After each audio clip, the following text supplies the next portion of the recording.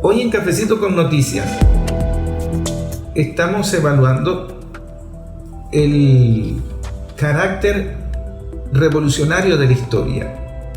Cómo la historia es un arma, una herramienta poderosísima para confrontar al enemigo.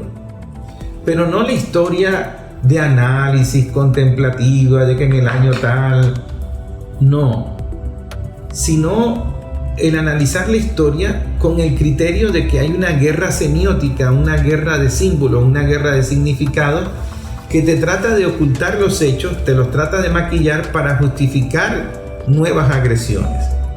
Y aunque la historia no se repite, pero rima, como decía Bertolt Brecht, nosotros tenemos que indagar en la historia qué elementos siguen pendientes, qué elementos se siguen dando.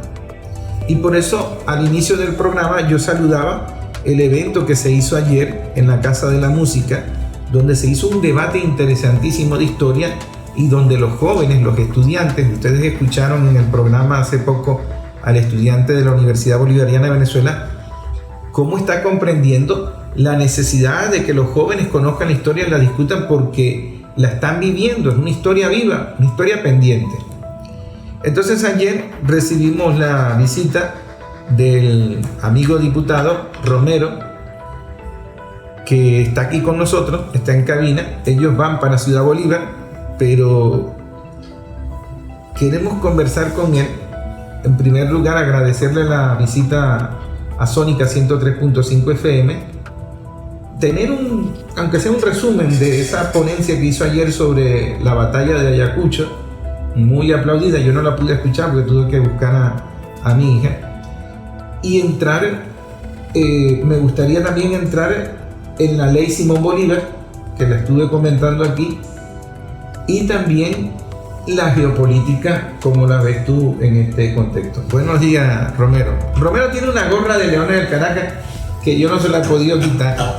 Entonces a mí me dijeron, no, ese tipo es coterráneo tuyo, maracucho, ¿qué tal? Y lo primero que yo veo es que se va a disponer a hablar y busca en el bolso y se pone una gorra de Leones del Caracas. A mí, y yo digo, bueno, ¿qué maracucho es este? Me provocó una indignación. Y entonces me dice, no, es que yo soy caraqueño. ¿Qué caraqueño eres tú, chico? Yo soy un depravado, pero bueno, eso es otro tema. Buenos días, Romero. Buen día, hermano. Mira, comienzo contestando ese acto provocativo de bienvenida. Yo soy un maraqueño. Un caracucho. Un caracucho también o maraqueño. O sea, es un maracucho caraqueño. Porque yo nací en Caracas. Toda mi familia materna, toda la línea ancestral materna y paterna es zuliana, de la costa oriental del lago, del municipio de Miranda, un pueblito llamado Quisiro. Pero tú te criaste en Maracaibo, estudiaste en Maracaibo. A eso voy. Yo viví en Caracas hasta los 15 años. Mi papá era profesor de la Universidad Central de Venezuela y nosotros, en vista que tanto mi mamá como mi papá y toda su familia eran zulianos, nosotros viajábamos 4 veces al año, que eran los 4 momentos que mi papá como profesor universitario tenía vacaciones. Eso es Carnaval, Semana Santa, julio y diciembre. Por lo tanto, visitar Maracaibo para mí fue una constante. La primera vez que yo tengo noción de visitarlo tenía como 4 o 5 años. Yo nací en el año 69, es decir, te estoy hablando del año 74 aproximadamente. La avenida Delicia estaba un poquito más adelante de la entrada al círculo militar e ir hacia San Jacinto, de lo que hoy es el Rosal, era un camino de tierra, ¿no? O sea, tú que eres de allá sabes lo que te estoy diciendo. San Jacinto tiene más entrada que el retén. Así es. Y bueno, vivo en Caracas hasta los 15 años. Cuando yo estaba terminando tercer año de bachillerato, 9º grado, como le dicen hoy en día.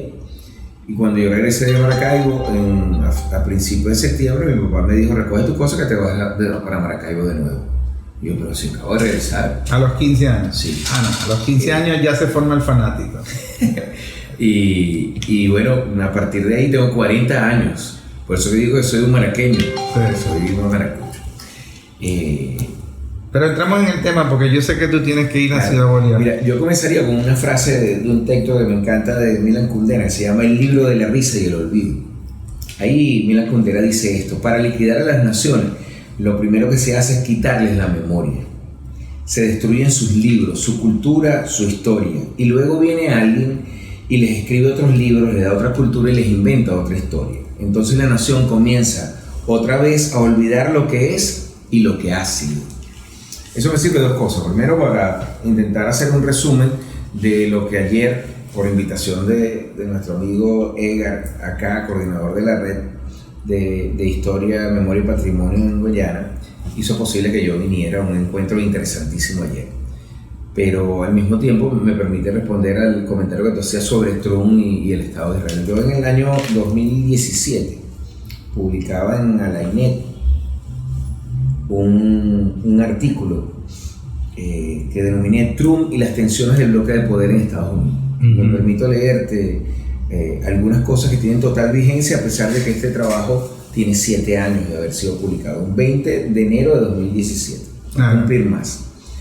Yo digo ahí, el ascenso a la presidencia de Estados Unidos del multimillonario Donald Trump va más allá de las posiciones xenofóbicas que ha manifestado, pues las mismas deben verse en un contexto histórico más general determinado por la influencia del puritanismo en la sociedad norteamericana desde su establecimiento en el siglo XVIII.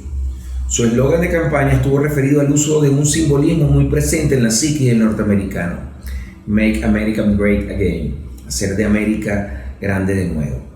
En esencia, el eslogan no solo plantea una confrontación con la tesis del unilateralismo globalizante que encarnan el propio Trump, propio Bush, perdón, el Clinton, propio Obama, los Clinton, ¿no?, esgrimidas por el binomio Clinton-Obama, sino que además lo enfrenta con las políticas adelantadas por los expresidentes Bush, padre e hijo, y más en el fondo con las superélites políticas, económicas, militar que controlan la sociedad venezolana. Recordemos que hay un concepto que es muy interesante, que es el concepto del Estado profundo. De repente entender el Estado profundo para los latinoamericanos, en donde el sistema presidencialista es muy fuerte, resulta difícil, pero el Estado profundo es el verdadero poder, es el lobby, es el Senado, son las contratistas, son las transnacionales. Y cuando vemos a hacer América de nuevo, son efectivamente esos factores los que han generado una dispersión, intentando obtener mayor beneficio en el desarrollo del capital, desarrollar un traslado geográfico, ¿no?, una migración geográfica de las industrias generadoras, las maquilas. Eso generó un proceso de desindustrialización hacia lo interno de Estados Unidos, y es lo que explica el ascenso desde el punto de vista del Producto Interno Bruto de China y la propia Rusia en un momento determinado.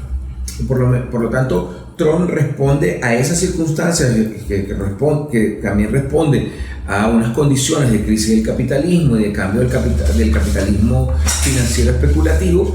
Trump también responde a eso. Por eso Trump maneja unas tesis que fueron formuladas inicialmente por Kissinger y después continuadas por un personaje también importante de la política exterior norteamericana, que era Sidney Berzinski, que era que en ese enfrentamiento con China que venía surgiendo, era importante o acercarse a China para hundir a Rusia o acercarse a Rusia para hundir a China. Trump está apostando a acercarse a Rusia para hundir a China. ¿Por qué ese acercamiento? Tiene que ver con la cuarta revolución industrial, y eso me permite entonces también ir metiendo trigo al molino nuestro.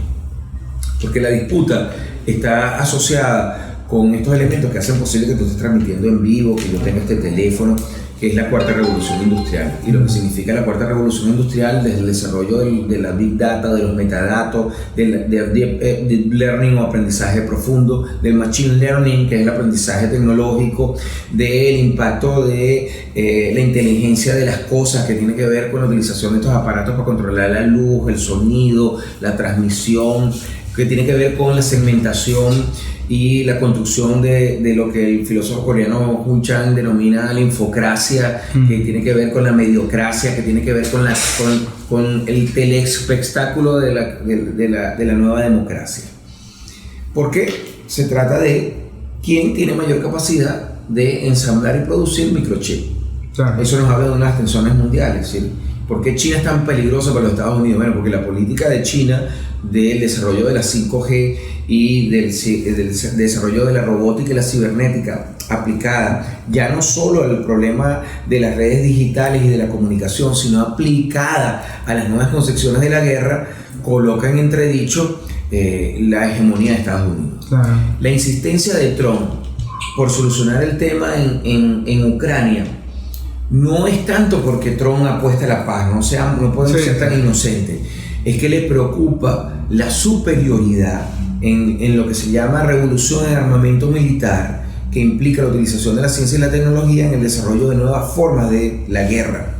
El lanzamiento de un misil hipersónico con alta precisión, indetectable por los sistemas de defensa norteamericanos, los sistemas Patriot distribuidos a todo lo largo de Ucrania, y que es base para la tesis de la OTAN que corresponde al unilateralismo globalizante de atacar a Rusia, se ha puesto en entredicho. Y no solo ahí, sino en el ataque de Irán a Israel. Irán lo que hizo es utilizar la tecnología que tienen China y Rusia de desarrollo de misiles hipersónicos con ingeniería de reversos, mejorarlo y hacer lo que está haciendo. Eso implica una diatriba desde el punto de vista de la hegemonía. Cuando hablamos de hegemonía en ciencia política, hablamos de alguien que es capaz de imponerse al otro y el que resulta dominado acepta que hay alguien que lo domina. Claro. ¿No? Entonces, esa capacidad hegemónica de imponerse al otro de Estados Unidos en términos de industria militar, que tiene que ver con el Estado profundo, está en entredicho.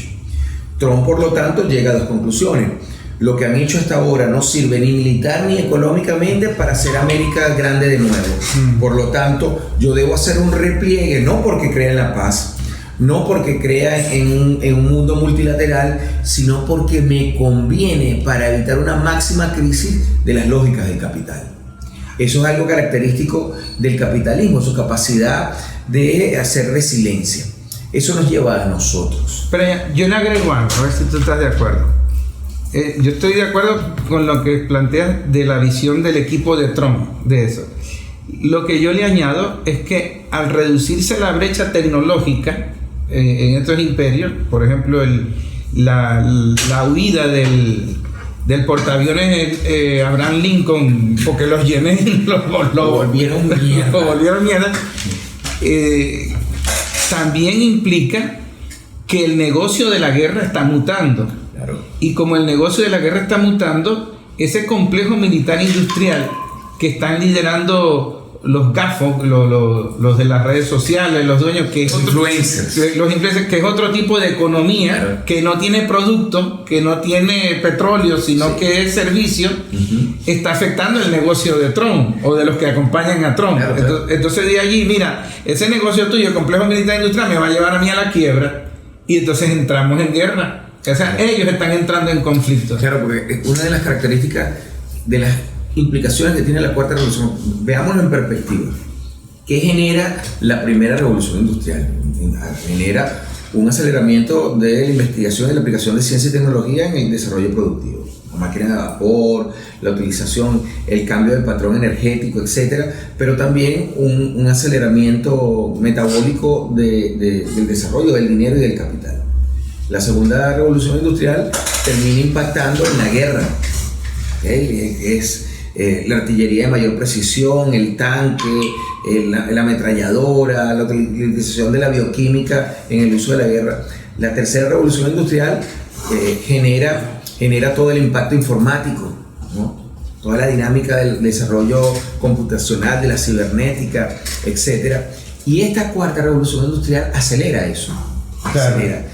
Ojo, y todas basadas en el petróleo como materia prima. ¿No? O sea, el patrón tecnológico no va a cambiar, al contrario de lo que hablan del cenit de la producción energética. No.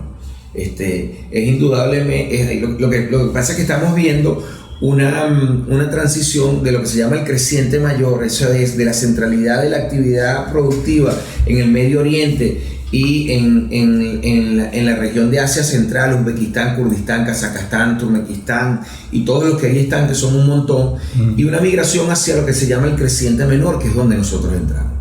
Eso es desembocadura del río Esequibo, con las potencialidades que hay, toda la plataforma submarina, que por el establecimiento de los campos Lisa 1 y Lisa 2, sabemos que esa plataforma en donde está Trinidad y Tobago, y sabemos que hay gas, pero que también se extiende hasta el inicio del Golfo de Venezuela, donde hay 540.000 millones de barriles extraíbles y unos 290.000 millones de pies cúbicos de gas, te habla de una potencialidad en ese mar territorial, ¿no? Entonces, esa migración nos coloca a nosotros en todo el centro. Si eso además le agregas a Venezuela, que nosotros estamos en ese espacio, como dice esa gran peruana Mónica Buchmann, profesora de la Universidad del Río, sobre los recursos, la geopolítica de los recursos naturales en América Latina, se llama el texto de ella. Entonces te das cuenta que todo esto entra. Claro.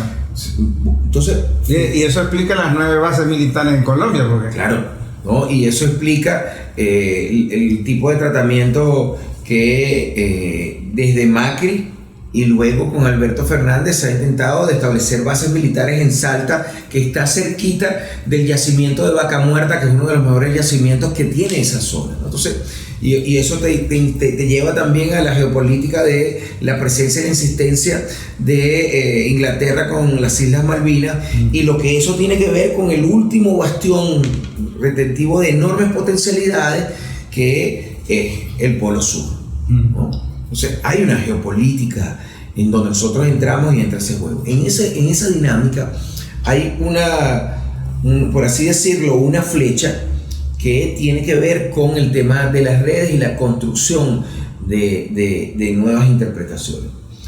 Y eso nos lleva a un análisis histórico, me lleva a hablarte de la ley contra el fascismo y me lleva a hablarte de la ley El Libertador. Ambas tienen un punto en común, que no soy yo, por cierto, aunque esté en las dos comisiones. Y el mismo origen, ¿no? Es que ambas son una respuesta a esta coyuntura geopolítica. Aunque en mi criterio, ya aquí no como diputado, sino como estudioso del tema, creo que insistir en constreñir todo al fascismo es un error, porque estas son unas condiciones completamente distintas. Lo que pasa es que hay elementos que pudieran permitir una confusión. ¿Cuál es el elemento? Bueno, que fascismo y posfascismo recurren a la violencia. Claro. Pero recurren en formas distintas en cuanto a su organicidad. El fascismo era más sincero, más abierto y más contundente en el ejercicio de la violencia. Te voy a matar, punto. Sí. No, te voy a matar porque tú eres negro, porque tú eres judío, porque tú eres homosexual, porque tú eres comunista. El posfascismo utiliza los elementos de cambio de opción que te permite esto, porque te trabaja la psique, te trabaja los procesos neurolingüísticos, el influencer te va trabajando. Decía Chulgungano, te cierra el canal. En Infocracia, claro, te produce una espiral de silencio, ¿no? Los me gusta sirven para que se reproduzcan, tú lo sabes, es comunicador. Los bots, bots, ¿no? Entonces te atacan, te denuncian en Instagram, en Facebook, te limitan estableciendo unos criterios que no tienen nada que ver con la Declaración Universal y el derecho a la información y a la expresión. No, todo eso es volado, porque eso tiene que ver con una primera vertiente conceptual, que es el capitalismo de vigilancia.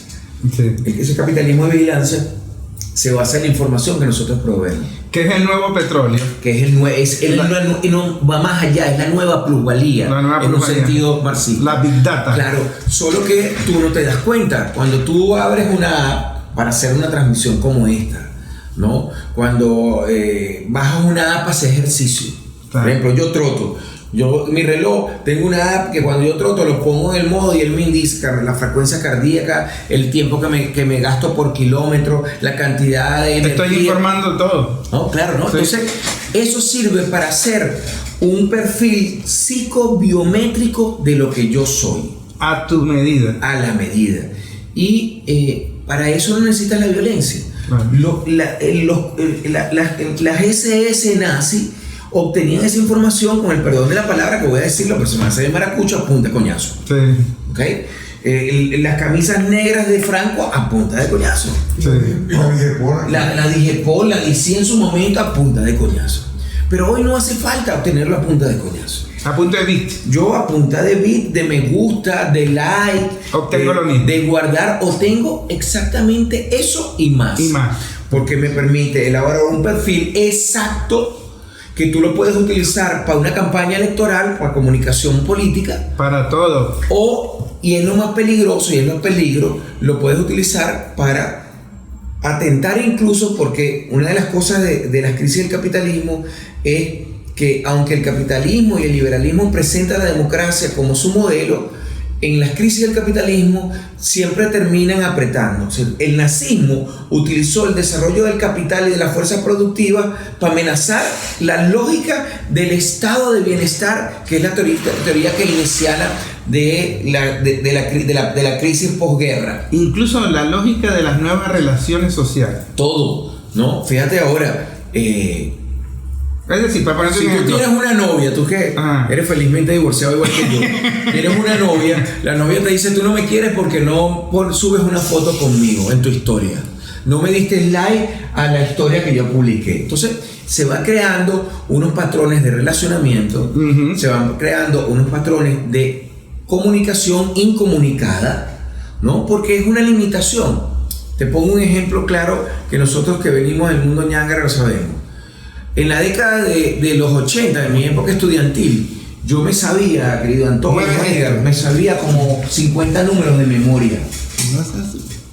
Porque no había teléfono.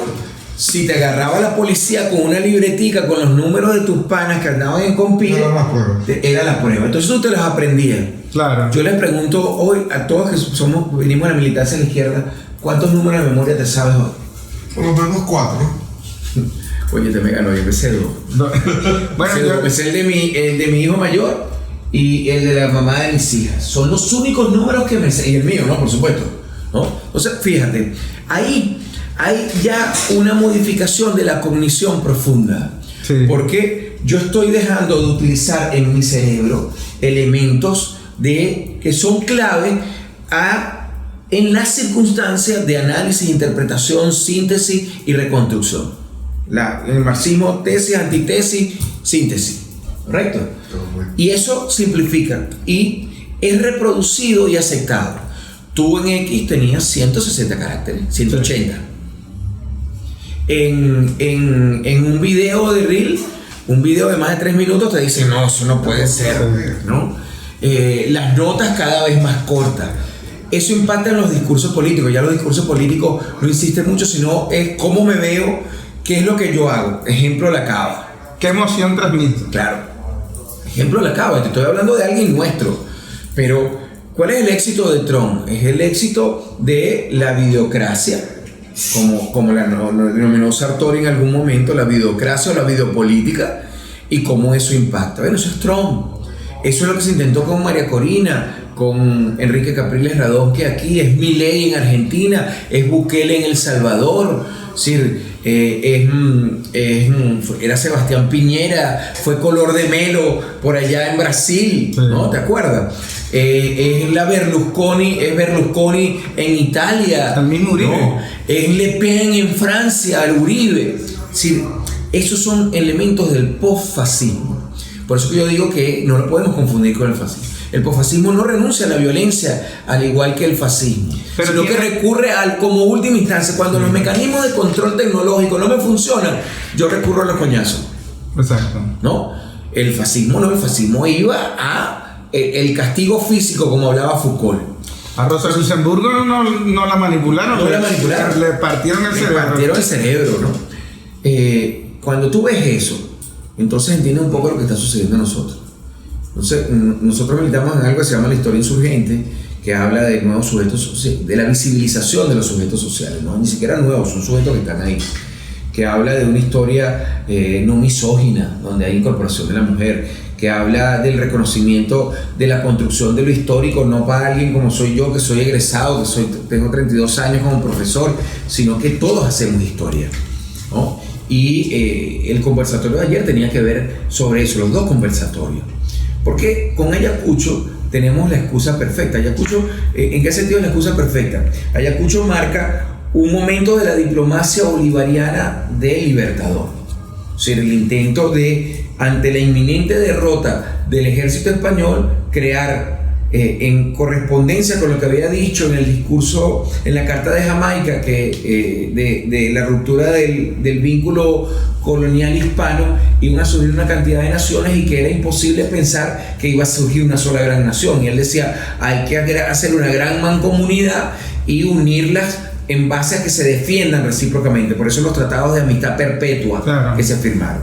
Entonces Ayacucho es ese punto máximo de un proyecto ante lo que era la perspectiva que Bolívar hacía de el surgimiento de unos nuevos tipos de imperialismo ante el agotamiento del imperialismo español y del imperialismo francés, inglés y francés, que eran los principales de la época. No se equivocó. Por eso es que en 1829 Bolívar, en aquella famosa carta a Patricio Campbell, dice: los Estados Unidos parecen destinados por la providencia a plagar de hambre y miseria. Entonces, ese momento de Ayacucho nos permite entender cosas hoy.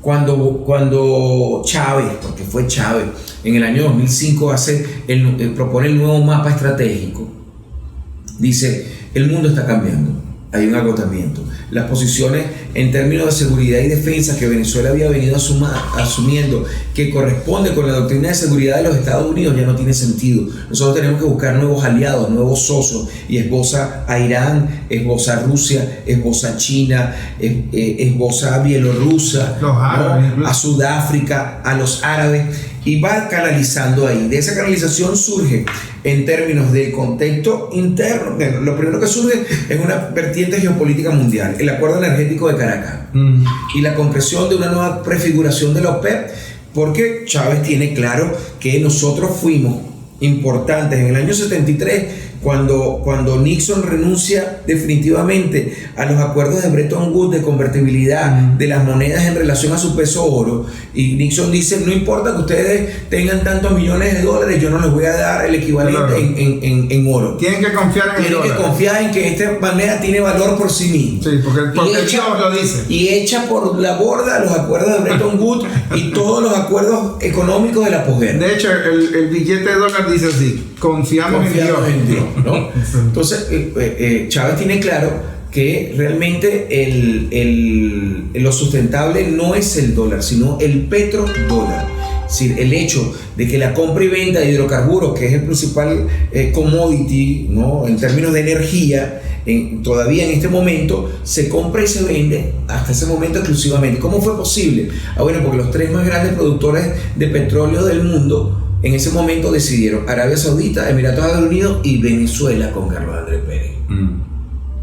Y Venezuela con Carlos Andrés Pérez. Por lo tanto, que Venezuela, que es el principal país con reservas estratégicas, 310.000 millones de barriles de petróleo comprobados, ¿no?, pero con potencialidades aún superiores a esa, y con reservas para más de 150 años en términos de la explotación que lleva, y eso contrasta con los 10 años de reserva estratégica de Estados Unidos, los 2 años que tiene Inglaterra, la inexistencia de reservas por parte de Francia, de Italia, Japón. La excepción de ese G7 es Canadá, pero Canadá tiene el problema de que sus arenas asfálticas están en temperaturas que oscilan en los -2 a los -8 grados, y por lo tanto eleva el costo de producción el proyecto 2020 de Dick Cheney.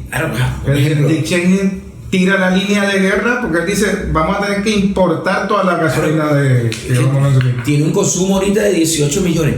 ¿Por qué la ley HR 825, mal llamada ley Bolívar por ello, en su artículo 2 dice: se exceptúa de la aplicación aquellos organismos e instituciones autorizadas por los FAC? Bueno, porque es que Chevron tiene el campo de petróleo liviano más importante. Nosotros tenemos Campo Boscán en el Zulia, que tiene reservas de 26.000 millones de barriles de petróleo, un petróleo liviano MENE 16. Ay, qué casualidad, MENE 16 no es lo que utilizan las 3 refinerías que tenemos en Citgo, y de ahí no se surten las 4.800 bombas de servicio que tiene Citgo, y de ahí no se produce entonces refinación del 15% de mercado de aceites y lubricantes que controla Citgo. Caramba, es que cambiar el patrón energético de esas 3 refinerías cuesta un montón de dólares, y yo tengo un consumo interno y un consumo para mantener la estructura militar de 18 millones de barriles de petróleo, y estoy produciendo 10, o sea que tengo un déficit de 8. Y el chorro está aquí, la llave pasa está aquí. Y la otra llave, entonces, es el Golfo Pérsico, donde está Emiratos Árabes Unidos, Arabia Saudita, Yemen, Kuwait, Qatar, Omán, etc. Pero resulta que la salida es por el estrecho de Hormuz. ¿Dónde está Irán? ¿Dónde está Irán? Ajá. Y la otra salida es el estrecho de Bahr el Assad, que controla Yemen. Entonces, o sea, la vuelta que va a tener que dar ese petróleo va a ser 60, 70 días. ¿A cuánto que estamos nosotros de los puertos? De los 3 días. 3 días. ¿Y quién es el que tiene las mayores reservas? Nosotros. Y entonces han probado de todo. Operaciones como la Operación Vulcano del año 2019, que era un plan establecido desde el Estado Mayor argentino, que incluía Brasil, Guayana, Colombia, Chile, Uruguay, Paraguay. En un intento, han intentado todas las operaciones contra nosotros, han contratado mercenarios, han hecho...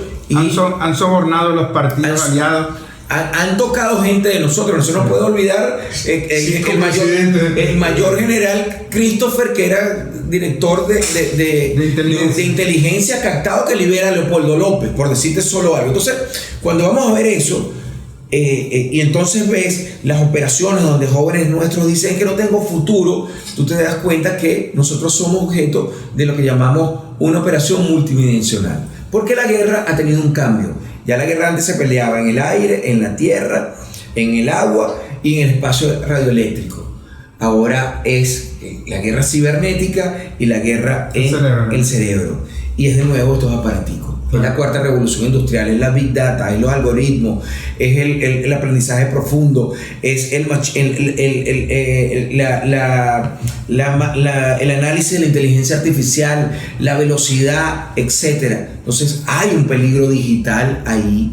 Claro. ¿No? El principio es el mismo, solo que mutó la forma. Claro. Y entonces eso hace más peligroso el posfascismo. Claro. Porque no tienes desde un principio que recurrir a la violencia. Son formas de violencia también. No ves el enemigo. Pero son impalpables. Entonces, tú das a través de este capitalismo de vigilancia, me gusta, y crees que yo soy libre de publicar lo que hago con mi novia, o lo que digo, lo que hago, el selfie, y no te das cuenta que estás siendo más esclavo que los mismos campos de concentración de los nazis. Yo digo que el 28 de julio fue una victoria histórica contra los dueños de las redes, y que una virtud que tiene Maduro es que él hizo visible el enemigo, que era Elon Musk. Claro. Nadie relacionaba a Elon Musk con eso, en el mundo. Y entonces, perdón, te pongo de la parte, ¿qué función tiene Elon Musk ahorita con un dron? Él es un funcionario especial para... ¿Y qué función tuvo en la campaña? El manejo de las redes, que es el mismo punto. La primera campaña de Trump es emblemática en términos de comunicación política y de machine learning. Sí. Y te vas más atrás, eso explica por qué compró Twitter. Claro. Él compró Twitter porque venía esta. Claro. ¿Y quién es el enemigo de él? China. Porque los carros electrónicos que son su competencia son los chinos. Claro, y la inteligencia de 5G puede inhabilitar todos los problemas de conducción de Tesla, etc. Pero además, fíjate que el punto en común que une a Donald Trump y a Elon Musk es que no vienen del Estado profundo. Es la nueva élite asociada con la cuarta revolución industrial, con nuevas formas de generación del capital y de reproducción de la plusvalía, completamente diferente de las élites que constituyen el Estado profundo y que constituyeron y siguen constituyendo la base del unilateralismo globalizante. Ese conflicto hay que estudiarlo. Claro, entonces eso es posfascismo, pues. Eso es posfascismo. Yo te voy a compartir en lo que salga publicado y la versión digital de mi texto más reciente. Está por salir en 15 días, que trata algunos de estos elementos. Te voy a mostrar la carátula que estamos haciendo sobre eso, ¿no? Es un texto editado por una... Mientras tú buscas allí, porque el compañero tiene una conversa en Ciudad Bolívar. ¿En qué parte de Ciudad Bolívar? En la casa Rómulo, en la biblioteca Rómulo Gallego. En la biblioteca Rómulo Gallego. ¡Wow! Está bello. La sombra digital, neofascismo, posfascismo y ciberfascismo, el poder oculto de la inteligencia artificial. Juan Eduardo Romero Jiménez. Romero, hay una visión distinta también de la tecnología, porque en China la Big Data no la ven como petróleo, la ven como el fuego. Ajá. En esa visión del futuro compartido. Correcto. y ellos sí tienen tecnología, inteligencia artificial en el Las área ciudades militar. son inteligentes. Sí. Es otra cosa, la utilización de... El problema no es la inteligencia artificial. El problema es el uso que haces de la plusvalía tecnológica derivada de la inteligencia Sí. artificial. Y hay otro concepto interesante de Bufaki, Bufaki, sí. que es el ciberfeudalismo, el Sí. tecnofeudalismo. Tecnofeudalismo. Entonces él habla de que volvimos a la renta, pero ya no la renta de la tierra, sino la renta de la nube. Así es. Entonces eso genera un conflicto dentro del capitalismo, que por eso es que se violan las leyes de la Organización Mundial de Comercio de Salud. Es decir, las reglas que creamos Ya no sirve. ya no sirven. Son otras nuevas reglas y eso lo hace muy peligroso. El nuevo orden mundial, a juro, va porque va, solo que ¿con cuál? Ajá, ¿Y ¿y cómo? ¿Y cómo? Y la historia nos demuestra que las crisis de los grandes imperios siempre se solucionan con grandes guerras. El tema es cómo terminamos esta gran guerra ante las amenazas que están surgiendo. ¿Quién sobrevive y cómo? Así es. Bueno, agradecido con este programa. Esto fue un cafecito, pero carbureado, pues, envenenado. Tienen las puertas abiertas aquí, una nueva invitación, porque el tema da para mucho más desarrollo. Agradecido con todos los oyentes en Cafecito con Noticias. Espero que les haya gustado este programa como nos ha gustado a nosotros. En este momento estamos luchando una batalla, no, quizás no la de Carabobo, sino estamos luchando una batalla que es interna, una batalla que es comunicacional, una batalla que es de desconocimiento de la historia. Estamos luchando una batalla que si no le prestamos atención pueden desaparecer aspectos importantes de nuestra libertad como Venezuela, de nuestra libertad como seres humanos. Y esa batalla ahorita no es por armamento, nuestros hermanos lo hicieron aquí en esta lucha en caballo, con armas. No, ahorita la batalla es electrónica, ahorita la batalla es desconocimiento, ahorita la batalla es utilizando las mismas tecnologías que nos pueden ayudar para mejorar, crecer como países, como naciones, la utilizamos para gestionar un país que está en potencia, un país que se ha levantado.